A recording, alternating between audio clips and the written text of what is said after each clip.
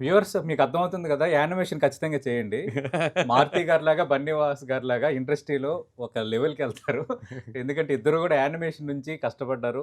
వాళ్ళ టాలెంట్‌కి తగ్గ అవకాశాలొచ్చాయి. మెట్టు, మెట్టు పేర్చుకుంటూ ఇప్పుడు ఆ స్థాయికి వాళ్ళు చేరుకున్నారు. ఖచ్చితంగా వీళ్ళిద్దరివి ఒక ఇన్‌స్పైర్డ్ స్టోరీసే. ఎందుకంటే దేనికైనా ఏ లెవెల్‌లో అది మనం మాట్లాడుకోవాలి సార్. యెస్. మరి మీ ఫ్రెండ్ మారుతి ఇప్పుడు బిగ్ బిగ్ డైరెక్టర్ డైరెక్టర్ అయిపోయారు. అండి. నేను అది కూడా అన్నా ఇంటర్వ్యూలో. ఆ!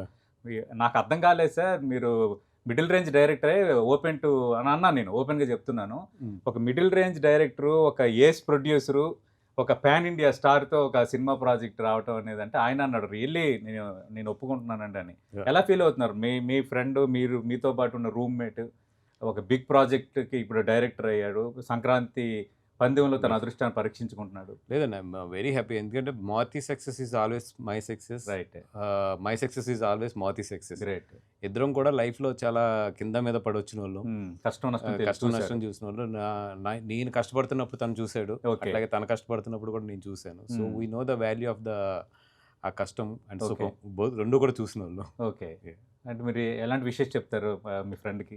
Big project first wishes big చెప్తే ప్రాజెక్ట్. బయటోడవుతాడండి. Right. That is like my so always I great wish words for sir. Him. Great words. Yeah! Right. అసలు మీరు బన్నీవాస్‌గా మారిపోయారు.